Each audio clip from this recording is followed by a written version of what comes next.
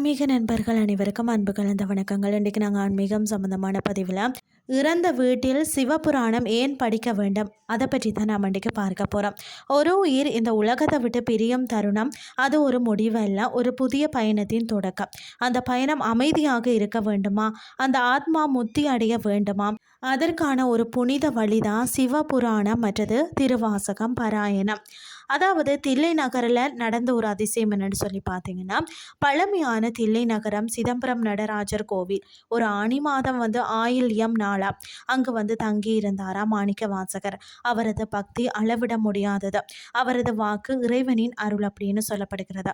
அந்த நாளில் ஒரு அந்தனர் வடிவில் ஒருவர் வந்தாராம். திருநீரெல்லாம் பூசி அமைதியாக கேட்டாராம், நீங்கள் பாடிய திருவாசகத்தை ஒரு முறை சொல்லுங்கள், நான் அதை ஓலைச்சுவடிகளில் எழுதி கொள்கிறேன் என்று சொன்னாராம்.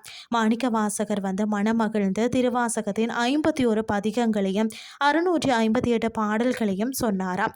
அந்த அந்தனர் ஒவ்வொரு சொல்லையும் எழுதி முடித்தாராம். அதுக்கு பிறகு எழுதிட்டு அந்த ஓலைச்சுவடிகளை நடராஜர் சந்நிதியில் வைத்து விட்டு அவர் மறைந்து விட்டாராம். மறுநாள் அந்தனர்கள் அதை பார்த்தார்கள். கடைசி ஓலையில் எழுதப்பட்டிருந்தது, மாணிக்க வாசகர் சொல்ல அழகிய சிற்றம்பலமுடையான் எழுதியது. அதாவது எழுதியவர் வேறு யாருமல்ல, சிவபெருமான் தான். மாணிக்க வாசகர் முக்தி. அந்த அதிசயத்தை கேட்ட அந்தனர்கள் மாணிக்க வாசகரை அழைத்தார்கள். இதன் பொருள் என்ன என்று கேட்டனர். மாணிக்க வாசகர் சிரித்தார். நடராஜரை காட்டி சொன்னார், அனைத்திற்கும் காரணம் இவரே. அடுத்த நொடி ஒரு துளி தோன்றியதும் அந்த ஒளிக்குள் மாணிக்க வாசகர் சென்றார். அவர் சிவபெருமானோடு இரண்டர கலந்தார். திருவாசகத்தின் ரகசியம், அதாவது திருவாசகம் ஒரு சாதாரண பாடல் அல்லங்க, அது ஆன்மாவை உருக்கும் அருள்மொழின்னு சொல்லலாம். நமச்சிவாய என தொடங்குகிறது. முதல் 6 வரிகள் வாழ்க, அடுத்த 5 வரிகள் வெல்க, அடுத்த 8 வரிகள் போற்றி. 6 சக 5 சக 8 சமன் பார்த்தீங்கன்னா 19. சூட்சமா அமைப்பு மொத்தம் பார்த்தீங்கன்னா 658 பாடல்கள். முக்தி குறிக்கும் வரி, அதாவது திருவாசகத்தின் ஒரு வரி, மெய்யே உன் பொன்னடிகள் கண்டின்று வீடுற்றேன். மாணிக்க வாசகர் 32 வயதில் முக்தி அடைந்ததை குறிக்கிறது. மனதை உருக்கும் வரி, அதாவது அவன் அருளாளி அவன் தாள் வணங்கி. இந்த ஒரு வரி படிப்பவர்களின் உள்ளத்தை உருகாமல் இருக்காதுன்னே சொல்லலாம்.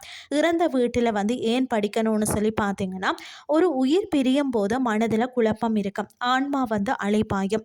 அந்த நேரத்தில் தான் திருவாசகம் அல்லது சிவபுராணம் படித்தால் அந்த ஆத்மாவுக்கு அமைதி கிடைக்கும், பாவங்கள் குறையும், முக்தி பெறும் வாய்ப்பு அதிகரிக்குமாம். அதனால தான் இறந்த வீட்டில் சிவபுராணம் படிக்க வேண்டும் என்று சொல்லப்படுகிறது.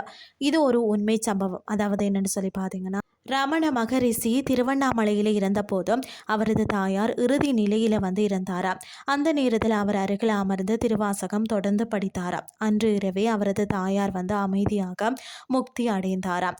திருவாசகத்தின் பெருமை புல்லாகி பூடாகி புழுவாய் மரமாகி பறவையாய் பாம்பாகி மனிதராய். இந்த வரிகள் பார்த்தீங்கன்னா உயிரின் பிறவி சுழற்சியை விளக்குகிறது. இறைவனை அடைய எத்தனை பிறவிகள் எடுத்தோம் என்பதை உணர்த்துகிறது. சிவபுராணம் என்பது ஒரு நூல் அல்லங்க, அது ஒரு வழி, அது ஒரு ஒளி, அது ஒரு முக்தி மார்க்கம்னே சொல்லலாம். ஒரு உயிர் இந்த உலகத்தை விட்டு செல்லும் போது அது அமைதியாக வழி நடத்தும் ஒரு அருள்மொழி திருவாசகம்னே சொல்லலாம். ஓம் நமச்சிவாய. எம்பெருமான் திருக்கருணை இறந்தவாறே. இந்த ஆன்மீகம் சார்ந்த பதிவு உங்களுக்கு பிரயோசனமாக அமைஞ்சிருக்கும்னு சொல்லி நானும் நம்புகிறேன். இதே மாதிரி மற்றும் ஒரு ஆன்மீகம் சார்ந்த பதிவோடு உங்களை சந்திக்கிறேன். நன்றி.